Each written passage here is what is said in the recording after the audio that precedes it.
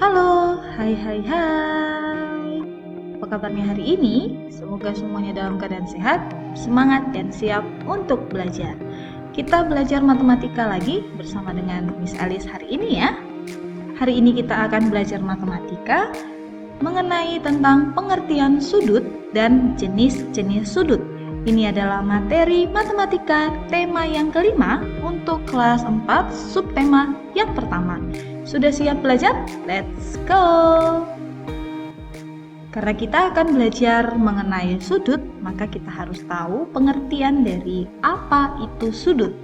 Sudut adalah daerah yang dibentuk oleh dua garis lurus yang bertemu pada sebuah titik. Di tema 4, kamu sudah belajar mengenai tentang garis lurus. Jadi ketika dua garis lurus bertemu pada sebuah titik, maka akan terbentuk sudut. Bagaimana contohnya? Kita perhatikan untuk gambar berikut ini. Nah, ini merupakan gambar dari pertemuan dua garis OA dan garis OB yang bertemu di titik O. Untuk garis OA kita sebut dengan kaki sudut. Kemudian untuk OB kita sebut juga kaki sudut. Untuk sudut AOB ini memiliki dua kaki sudut, yaitu kaki sudut OA dan kaki sudut OB. Jadi bisa kita tulis garis OB, garis OA merupakan kaki sudut.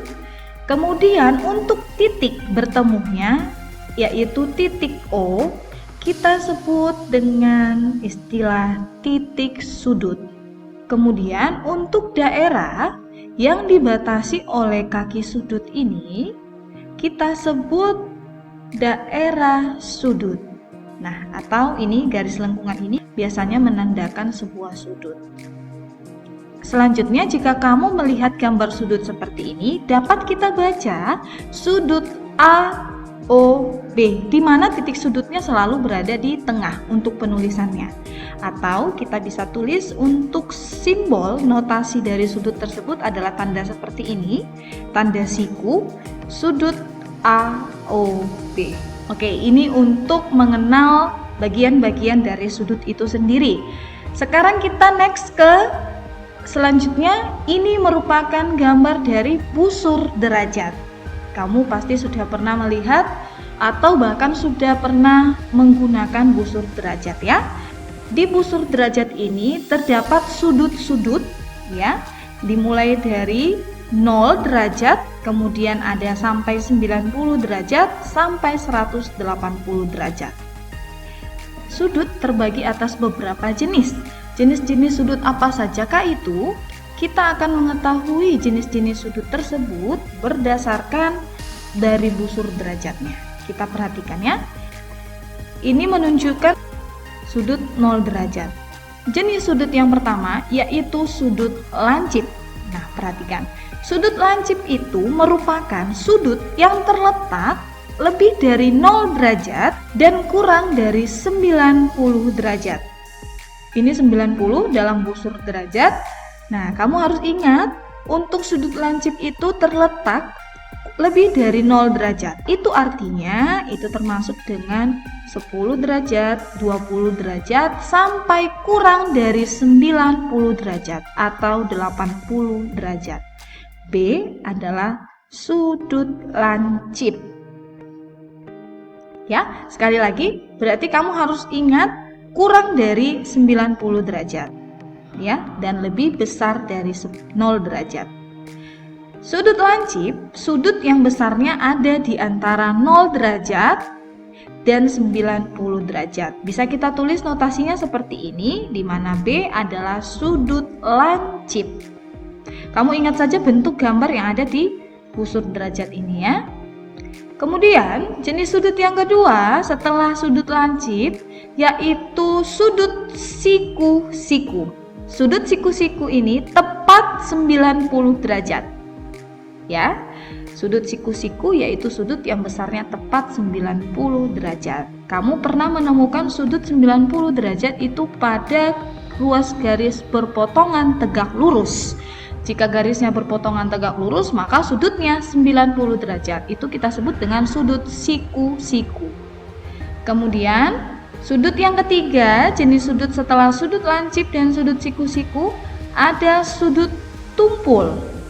Ya, sudut tumpul ini berarti lebih dari 90 derajat, itu berarti dimulai dari 100 derajat sampai kurang dari 180 derajat atau 170 derajat. Jadi daerah sudut tumpul itu 100 derajat sampai 170, bisa 130 derajat, itu adalah sudut tumpul.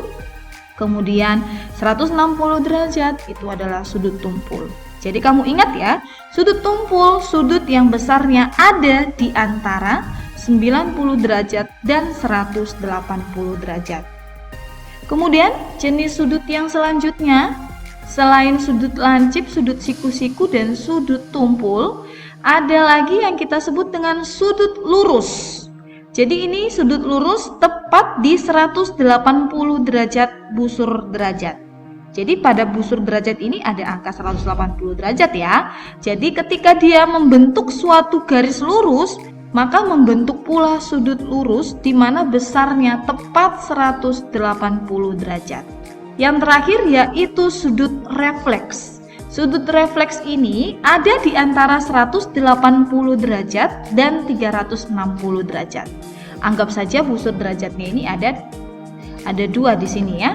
Jadi ada di antara 180 derajat dan 360 derajat.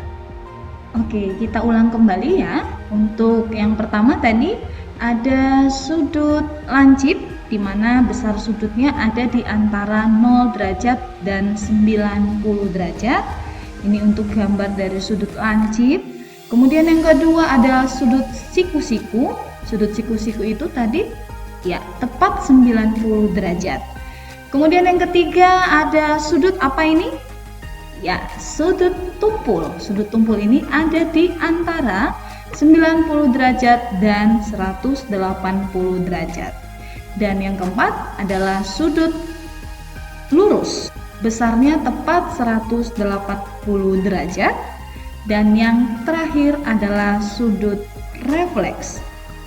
Sudut refleks ini besarnya ada di antara 180 derajat dan 360 derajat. Oke, setelah kita sudah belajar tadi mengenal jenis-jenis sudut, mari kita latihan soal ya. Soal yang pertama, ini adalah gambar sudut AOB. Sudut AOB adalah sudut. Nah, kamu perhatikan gambarnya tadi dalam busur derajat itu tegak. Ya, berarti besar sudutnya adalah 90 derajat. Tadi yang besar sudutnya tepat 90 derajat adalah sudut siku-siku. Oke, kita next ke soal yang kedua. Nah, ini adalah gambar soal yang kedua. Pertanyaannya adalah, sudut pada gambar di samping adalah sudut. Ingat kembali pada busur derajatmu tadi. Ya, ini contohnya terdapat di antara 0 derajat dan 90 derajat. Merupakan sudut lancip. Oke. Kemudian latihan soal yang ketiga, kita perhatikan. Sudut ABC adalah sudut titik-titik.